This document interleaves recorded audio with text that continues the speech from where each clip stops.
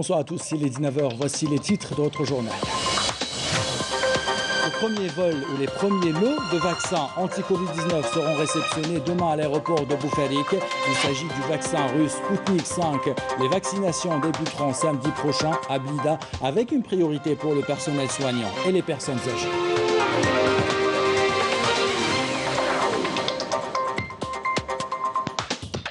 Représentant le président de la République Abdelmajid Tebboune, le Premier ministre Abdelaziz Jarrad a pris part à la conférence de haut niveau pour le 20e anniversaire du lancement du nouveau partenariat pour le développement de l'Afrique. Dans un instant, on écoutera le Premier ministre.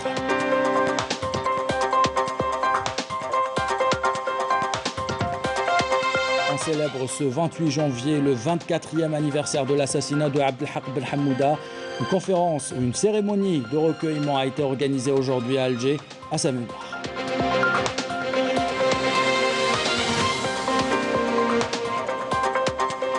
Il y a 64 ans, jour pour jour, le FLN a décidé de donner une nouvelle dimension à la révolution algérienne avec une grève qui a duré 8 jours. Nous revenons sur cette étape charnière dans l'histoire de la guerre de libération nationale.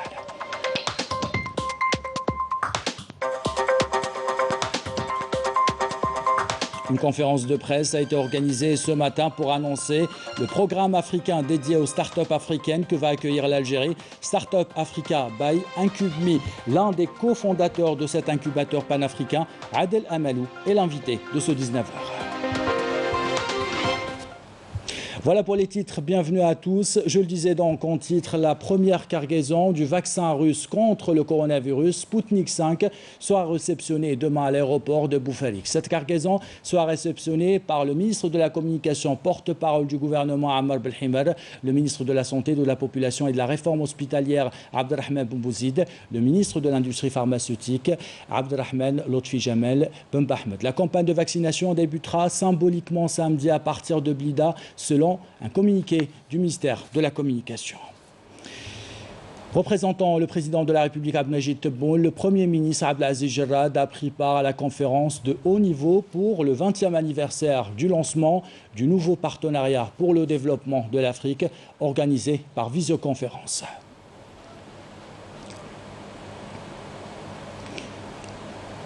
Le Premier ministre a transmis les salutations du président de la République Abdelmajid Tebboune et ses vœux de réussite pour la conférence. Abdelaziz Jarrad a rappelé que l'idée de la création d'une EHPAD est née de la croyance que les pays africains doivent compter sur leurs ressources et capacités pour faire émerger le continent, mettre fin à sa marginalisation et garantir sa participation dans les échanges économiques internationaux.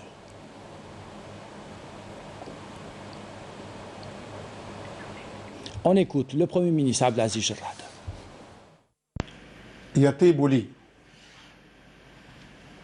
في البداية أن أنقل إليكم تحيات أخيكم رئيس الجمهورية. J'ai l'honneur de commencer mon intervention par vous transmettre les salutations de votre frère, le président de la République Abdelmajid Tebboune, qui souhaite toute la réussite à vos travaux.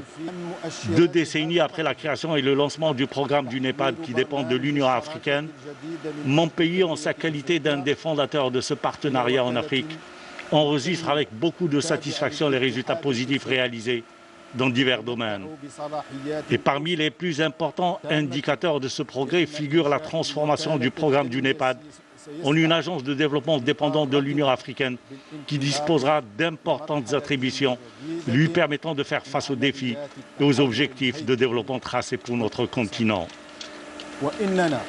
Nous sommes d'autre part convaincus que la création de l'agence de développement permettra à notre continent de prendre un nouveau départ dans le cadre des opérations de transformation structurelle et économique. Nous espérons également que cette agence de développement jouera pleinement le rôle qui lui a été assigné, surtout en ce qui concerne l'encouragement de l'innovation et la pérennisation du financement des grands projets du continent, le soutien de ce processus d'intégration, ainsi que le renforcement de la coopération entre les pays africains et l'éveil du développement économique de notre continent, tout en renforçant la solidarité interafricaine quant aux défis communs du continent. Cette conférence, le Premier ministre Abdelaziz Jarrad a évoqué les efforts de l'Algérie dans le processus de promotion et de développement du continent africain. Il a rappelé la vision programmatique et la stratégie de notre pays en Afrique à travers des projets ambitieux comme la transsaharienne accompagnée d'un gazoduc et du projet de fibre optique. On l'écoute. إن بلادي انطلاقا من قناعتها الراسخة بضرورة تعزيز مسار الاندماج القاري. Partant de sa conviction de la nécessité du renforcement de l'intégration africaine, mon pays s'est très tôt intéressé à l'adoption d'une approche africaine aussi bien dans les projets structurants nationaux que ceux concernant les projets régionaux. Tout cela dans le cadre du renforcement de l'orientation de complémentarité et d'intégration en Afrique de façon effective et concrète. Et c'est d'ailleurs dans ce cadre que s'inscrit le grand projet régional de l'Algérie, à savoir la route transsaharienne qui relie Alger à Lagos au Nigeria. Cela en plus de la réalisation sur le même parcours du gazoduc et de la fibre optique. Mon pays, à travers plusieurs grands projets, et notamment les projets portuaires de Djenjen et El Hamdaniya, contribuera forcément au renforcement de projets structurants de l'Afrique et renforcera par là même la logistique et boostera le commerce interafricain. Tout cela en plus du lancement l'année dernière par mon pays de l'Agence algérienne de coopération internationale pour la solidarité et le développement. L'Algérie est prête par ailleurs à aider à l'intégration africaine et contribuer aux efforts de développement des pays africains frères. Dans l'actualité de ce jeudi, le président du Conseil de la Nation par intérim, Salah Koudjil, a présidé aujourd'hui une réunion du bureau du Conseil élargi aux présidents des groupes parlementaires et aux questeurs parlementaires. Il a rappelé la justesse de la voie adoptée par le président de la République Abdelmajid Tebboune dans le processus de révision de la loi organique portant régime électoral, mettant l'accent sur l'approche consultative privilégiée dans le débat pour enrichir ce texte. Salah Koudjil a affirmé que l'amendement de la loi électorale intervient au moment où l'Algérie s'apprête à parachever la troisième étape décisive du processus démocratique engagé depuis l'avènement du président de la République Abdelmajid Tebboune à la magistrature suprême.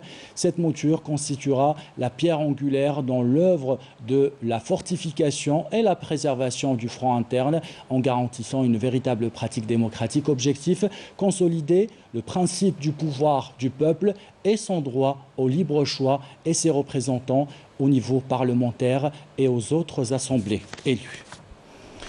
Une séance plénière a été organisée ce matin à l'Assemblée populaire nationale. Elle a été consacrée aux questions orales à des membres du gouvernement. Lors de son intervention, le ministre de l'Intérieur, des collectivités locales et de l'aménagement du territoire, Kamel Beldjoud, a réitéré l'engagement contenu dans le programme du président de la République Abdelmajid Tebboune pour la réforme globale de l'organisation régionale et la gestion de l'administration locale engagée depuis 2020. Le ministre de l'Enseignement supérieur et de la Recherche scientifique, Abdelbari Benziane, a souligné quant à lui que l'université se dirige vers l'autonomie en matière de gestion et de pédagogie et la consolidation aussi de sa relation avec l'environnement socio-économique afin de répondre à ses besoins.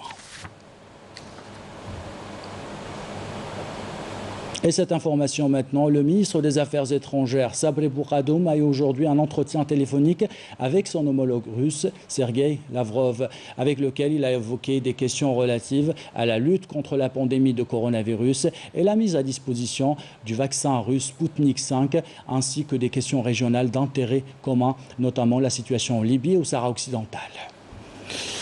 Souvenez-vous, le 28 janvier 1997, Abdelhak Belhamouda était assassiné par des terroristes. Une cérémonie de recueillement a été organisée aujourd'hui à Alger à la mémoire de l'ancien secrétaire général de l'Union générale des travailleurs algériens à l'occasion du 24e anniversaire de son assassinat. La cérémonie s'est déroulée au siège de l'UGTA en présence notamment du conseiller à la présidence de la République, du ministre de la Communication, porte-parole du gouvernement Ammar Belhimad, du secrétaire général de la centrale syndicale Salim Labacha, du représentant du ministre du Travail, de l'Emploi et de la Sécurité sociale, ainsi que du fils du regretté Abdelhak Belhamouda et ses représentants des représentants des sections syndicales.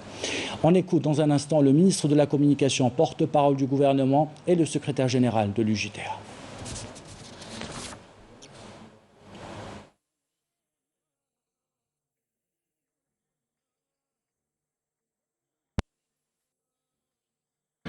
من هنا لا يعرف مقولة الشهيد الخالد عبد الحق بن حمودة وهو يقول Qui parmi nous ici ne connaît pas la fameuse déclaration du shahid Abdelhak Ben Hamouda qui disait « Nous vivons pour ce pays et ce pays vit en nous. Et aucune ombre, aucune histoire, aucune identité et aucune démocratie ne peut se construire loin du giron de la patrie. »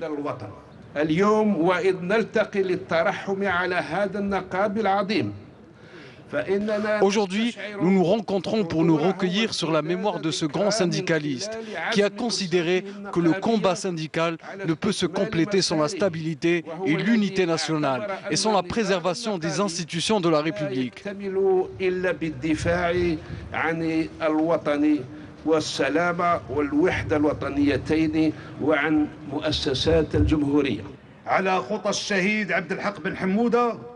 وكل الذين عاشوا على الوفاء للاتحاد العام للعمال الجزائريين ومبادئه. Sur les pas du shahid Abdelhak Ben Hamouda et tous ceux qui ont œuvré avec loyauté pour l'Union générale des travailleurs algériens et ses principes, je tiens à profiter de cette occasion pour dire que l'UGTA poursuivra sa mission qui consiste à défendre les institutions du pays et consolider le pacte social avec une participation effective pour une justice sociale.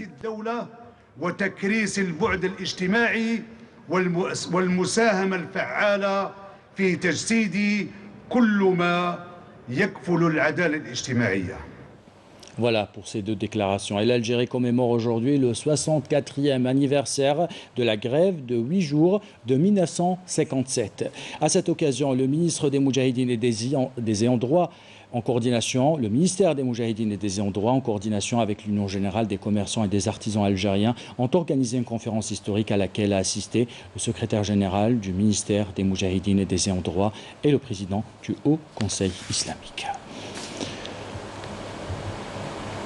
Et il y a 64 ans, jour pour jour, le FLN décide de donner une nouvelle dimension à la révolution algérienne avec une grève qui a duré 8 jours. Étape charnière dans l'histoire de la guerre de libération nationale, tout un symbole car cette grève démontrait la solidarité du peuple algérien avec ses dirigeants. L'impact médiatique a été retentissant à l'échelle internationale, une détermination que personne n'a pu briser, même pas les forces coloniales. En voici un rappel historique avec Karim Haïfa.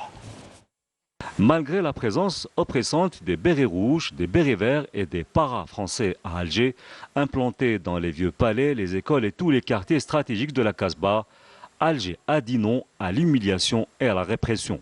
Le 28 janvier 1957, premier jour d'une grève générale de 8 jours, la Casbah et les quartiers populaires restèrent déserts. Un événement sans commune mesure qui mobilisa tout le peuple algérien autour du FLN. La discipline, l'engagement et la solidarité entre les différentes catégories du peuple algérien lors de la période de grève, ainsi que l'observation des consignes du comité de coordination et d'exécution du FLN, était un modèle inédit et pionnier de la lutte pacifique dans le processus de la révolution algérienne. L'observation par les Algériens, aussi bien à l'intérieur qu'à l'extérieur du pays, des consignes des dirigeants de la révolution a permis de réaliser l'écho médiatique et international escompté qui venait renforcer la position de la délégation algérienne auprès de l'ONU qui tenait ce jour-là sa 11e session ordinaire. Et ce, en dépit de toutes les tentatives du colonisateur français de briser la grève avec toute forme de violence. La décision du FLN de propulser la révolution dans la rue, comme le voulait l'Arbi Ben Mhidi, ne s'était pas avérée vaine. Elle avait permis au monde entier d'admirer l'exemple des sacrifices d'un peuple pour le recouvrement de sa liberté. Quelle lecture peut-on faire de la grève des 8 jours? Le mouvement avait atteint son objectif. Car après discussion, l'ONU décide le 15 avril 1957 d'une résolution de compromis votée à l'unanimité pour une solution pacifique, démocratique et juste, conformément à la charte de l'ONU. C'est dire que la grève des 8 jours avait atteint pleinement ses objectifs. Et on vous parle dans ce journal d'un événement qui va certainement marquer l'écosystème start-up en Algérie. Startup Africa by IncubMe, un projet qui va réunir le génie africain en Algérie pour une période d'incubation de 6 mois. L'annonce a été faite ce matin lors d'une conférence de presse au CIC en présence du ministre délégué chargé de l'économie de la connaissance et des start-up, Yassine El Mahdi Walid. Les détails avec Amal Barba. Nous parler un petit peu, vous donner leur vision, donc la vision de l'entreprise. Africa by IncubMe, le premier programme africain d'incubation des startups lancé par l'Algérie pour sélectionner les meilleures startups dans le continent. Le programme commencera dans 3 mois, mais dans 10 jours, les gens qui sont intéressés devront envoyer leur candidature sur nos sites et nos réseaux sociaux. À partir de là, nous prendrons donc toutes ces candidatures, nous allons les étudier, nous allons sélectionner en shortlist, puis on va sélectionner les 20 heureux lauréats qui vont bénéficier de cette incubation, lesquels viendront nous rejoindre ici en Algérie pour une période de 6 mois, pendant laquelle ils bénéficieront d'une incubation complète. L'Algérie ambitionne de devenir le hub des innovations et des startups en Afrique. Un appel au partenariat privé est lancé. Faire bénéficier de ces jeunes porteurs de projets un accompagnement avec des sociétés algériennes, étrangères également, qui vont dans le cadre de ce qu'on appelle l'open innovation, l'innovation ouverte, trouver des solutions intelligentes pour le continent. Ce projet permettra à l'Algérie de récupérer cette place naturelle de notre pays en tant que véritable pôle de l'innovation et du changement dans le continent africain. Un programme qui mise sur les potentialités de la jeunesse africaine pour développer un continent qui a tout pour réussir et sortir de l'ornière. Je suis sûre quand même que c'est l'occasion pour plusieurs de jeunes comme moi de pouvoir voir leurs rêves se réaliser, de pouvoir avoir un espoir d'entreprendre un jour. Parce que comme ils ont eu à le dire, cet événement, c'est non seulement pour l'Algérie, mais pour toute l'Afrique. Et quand on parle de l'Afrique, il faut les Africains pour la développer. Donc je pense que ce programme nous appelle tous à la conscientisation, à nous rappeler que nous avons quand même un bâtiment à construire, à bâtir davantage. Et c'est bien évidemment l'Afrique dont on parle. L'Afrique est dotée de multiples richesses et d'une jeunesse débordante d'énergie et d'idées innovantes, ce qui offre des perspectives prometteuses pour développer le continent. Des potentialités et une jeunesse qui permettront à l'Afrique de faire des startups un véritable vecteur de croissance économique et de progrès. Faire de l'Afrique un véritable vecteur de croissance. Pour en parler, nous recevons Adel Amalou, un des fondateurs ou un cofondateur d'IncubMe, le premier incubateur panafricain en Algérie. Merci d'avoir accepté notre invitation. Alors tout d'abord, pourquoi réunir des startups en Algérie? Pourquoi les réunir? Aujourd'hui, l'Afrique doit se développer. L'Afrique elle a beaucoup d'énergie, donc il y a une jeunesse très smart, très intelligente. On veut que l'Algérie puisse être le leader dans ce continent. Aujourd'hui, il y a une volonté ici en Algérie, d'ailleurs le programme il est soutenu, et il est parrainé par le ministère des Startups. Donc aujourd'hui, nous on est là pour fédérer tout le monde. Donc on veut fédérer, les pays africains, ils doivent s'unir tous pour se développer. Et la volonté de l'Algérie pour être l'initiateur de ce programme-là, donc ça va être, je pense, une première. De ce programme, c'est une première pour le continent. Je pense qu'on va faire un excellent projet très prochainement. Alors l'annonce a suscité ce matin beaucoup d'intérêt, beaucoup de commentaires aussi, notamment sur les réseaux sociaux. Quand est-ce que vous allez l'annoncer? Aujourd'hui, c'était la présentation du programme. Donc, dans 10 jours, on va ouvrir l'appel à projet. Donc, on cible 1200 startups sur le continent. On va présélectionner 400 et on va sélectionner 20 startups qu'on va ramener en Algérie. Bien sûr, il y aura des startups algériennes avec nous, mais il y aura d'autres startups du continent. Donc, normalement, si tout va bien, si on va dire la situation sanitaire nous le permet, ça va être au mois d'avril. Il y aura le début du programme avec un grand événement à Alger. Bien sûr, le NTV, le PTV qui est en train de nous soutenir et qui est notre partenaire. On va faire quelque chose de magnifique pour l'Algérie et surtout pour l'Afrique aussi. Et on se demande aujourd'hui, quelle valeur ajoutée aujourd'hui pour ce programme, pour ce concours africain? Vous allez réunir une vingtaine de startups de plusieurs pays africains. Quelle valeur ajoutée pour l'économie algérienne, pour l'écosystème start-up en Algérie? Aujourd'hui, ici en Algérie, Donc il y a une volonté. Ça, c'est extraordinaire ce qu'on est en train de voir. Maintenant, il faut beaucoup de matière, beaucoup de travail, il faut beaucoup d'échanges afin de développer cet écosystème. Mais aujourd'hui, avoir une vision juste nationale, ce n'est pas intéressant pour l'économie du pays. Maintenant, il faut s'ouvrir à l'international. Aujourd'hui, notre volonté, c'est d'y aller vers l'Afrique. Mais c'est très difficile d'y aller en tant qu'Algérien. On ne connaît pas encore le marché africain. Donc aujourd'hui, on va essayer de ramener des amis africains ici à Alger. On va les accompagner pendant 6 mois. On va créer des entreprises algériennes ici et probablement revenir dans leur pays et dans leur région. C'est la meilleure façon aujourd'hui d'intégrer le marché africain. Et c'est l'une des meilleures façons aussi de vendre la destination Algérie. Dernière question, quelle annonce vous faites aujourd'hui aux start-upers algériens qui nous regardent, qui ont envie peut-être de faire partie de ce projet? Il faut y croire. Aujourd'hui, tout est possible. On a fait chez Incub'Me, on a développé beaucoup de start-up et on est là pour accompagner toutes les start-up et les porteurs de projets, porteurs d'idées. Aujourd'hui, on doit tous s'unir pour un objectif, c'est de développer cet écosystème en premier lieu et en second lieu, développer notre pays et être les leaders en Afrique. C'est ça l'objectif. Aujourd'hui, les nouvelles technologies et les start-up, c'est la période actuelle et c'est l'avenir. Donc c'est pour ça qu'il faut y aller dans cette optique et je pense que c'est la meilleure façon pour développer l'Algérie et le continent. Les startups, l'économie de la connaissance est aussi une priorité du gouvernement. Adel Amelou, cofondateur d'Incub'Me, merci d'avoir répondu à nos questions et on salue les 6 autres cofondateurs d'Incub'Me. Nous allons continuer à parler de la jeunesse, comment l'université Mohamed Lamine Debarine à Sétif est devenue un pôle universitaire de référence. C'est entre autres, vous allez le voir, grâce à la dynamique créée, grâce aux différentes conventions et programmes d'échange signés avec les universités étrangères. Yasmine Messaoudi. Dans la wilaya de Sétif, l'université Mohamed Lamine Debarine a réussi à s'imposer ces dernières années au niveau international grâce à différents accords de partenariat visant à favoriser l'échange des connaissances et le développement de la recherche scientifique. Notre université est la plus active en Algérie dans le programme Erasmus+.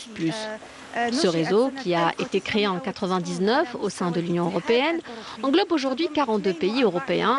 Il finance les différents programmes d'échange à travers le monde.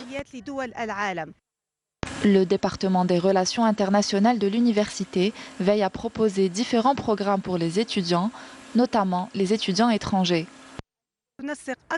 L'université Mohamed Lamine Debarine dispose du plus grand projet en ce qui concerne les bourses CBHE. C'est un projet d'une valeur de 1 million d'euros financé par l'Union européenne dans le programme CIRES qui vise à créer des capacités institutionnelles pour l'intégration des réfugiés dans l'enseignement supérieur. Figurant parmi les universités les plus dynamiques en Algérie, l'université Mohamed Lamine Debarine offre aux étudiants la possibilité d'échanger et d'interagir avec différents établissements à travers le monde. Ce soir, comment produire plus à moindre coût, un objectif que visent toutes les entreprises. Sonatrach compte justement sur la recherche et développement pour diminuer les coûts de production. L'une des solutions, automatiser l'exploration des puits de pétrole. Comment réponse avec Bouchabali.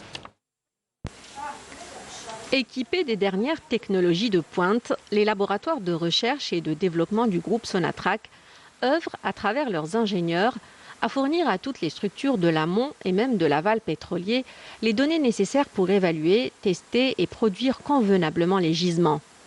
Il s'agit surtout de trouver les solutions pour produire plus et à moindre coût.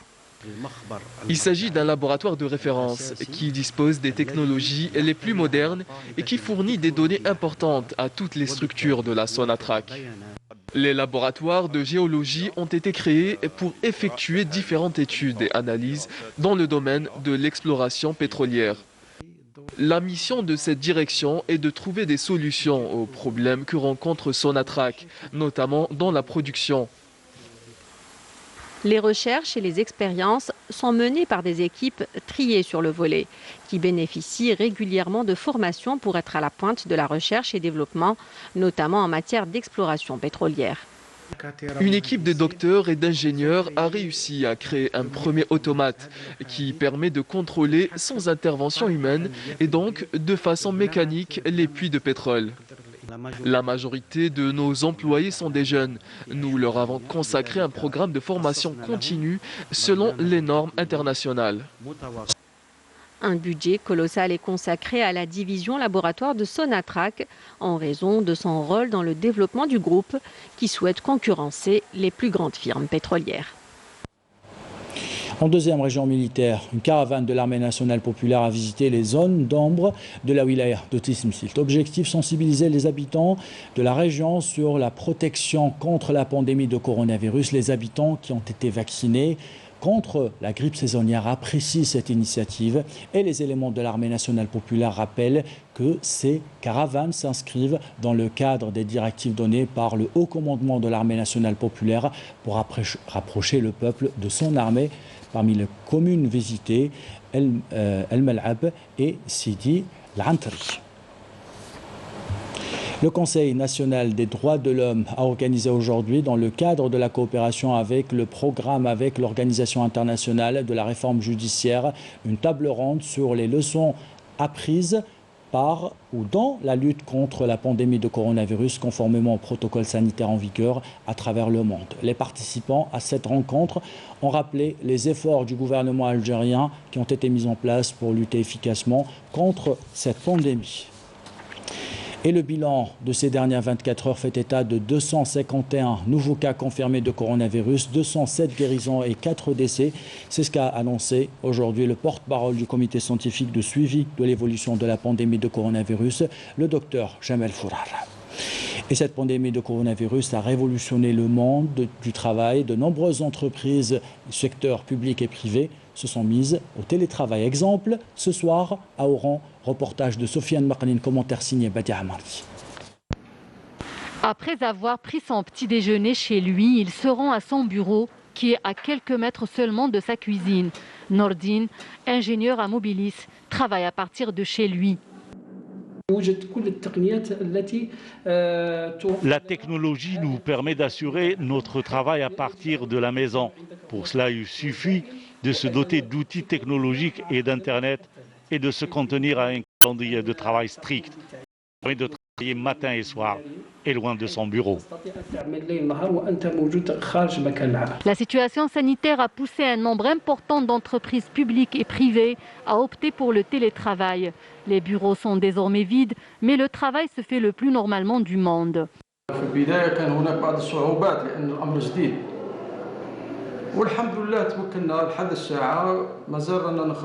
Nous avons rencontré quelques difficultés au début car c'est nouveau pour nous et nous continuons à fonctionner au système du télétravail.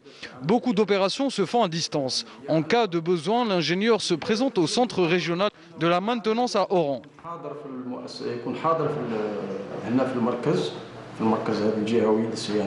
Ayant fait ses preuves en ces temps de coronavirus, le télétravail gagnerait à être généralisé dans les années à venir. C'est là une alternative qui permet de développer rapidement son business et son entreprise. Justice, la Cour d'Alger a condamné en appel les anciens premiers ministres Ahmadou Yahya et Abdelmalek Sellel à des peines respectivement de 15 et 12 ans de prison ferme pour 2 affaires de montage automobile et de financement occulte à la campagne électorale pour un 5e mandat présidentiel de Abdelaziz Bouteflika. Les anciens ministres de l'Industrie, Youssef Yousfi et Mahjoub Bedda, ont été condamnés respectivement à des peines de 3 et 2 ans de prison ferme. A été aussi condamné à 4 ans de prison ferme l'ancien président du Forum des chefs d'entreprise, Ali Haddad, peine similaire prononcée à l'encontre des hommes d'affaires Hassan Larbawi et Ahmed Mazouz, tandis que l'homme d'affaires Mohamed Bayri a écopé de 3 ans de prison ferme. Le cadre au ministère de l'Industrie, Ahmed Tira, a été lui condamné à 2 ans de prison ferme. La famille de la télévision algérienne s'est recueillie aujourd'hui, mais avant cela, Tinhinen Lasseb, notre confrère, a été enterré aujourd'hui dans son village natal, Bouadnen et Boudraren, en présence de sa famille, en présence de ses proches et en présence également de ses collègues.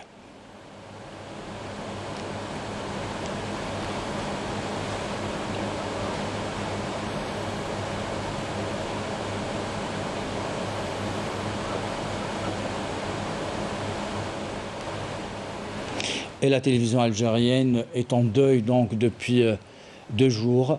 La famille de la télévision algérienne s'est recueillie aujourd'hui à la mémoire de la regrettée Tinhinen Lasseb, journaliste à la chaîne 4 de l'EPTV, en présence de ses collègues, de ses amis et des travailleurs de la télévision algérienne, en présence du directeur général de la télévision algérienne, Ahmed Mounsabban. Inna lillahi wa inna ilayhi raji'un.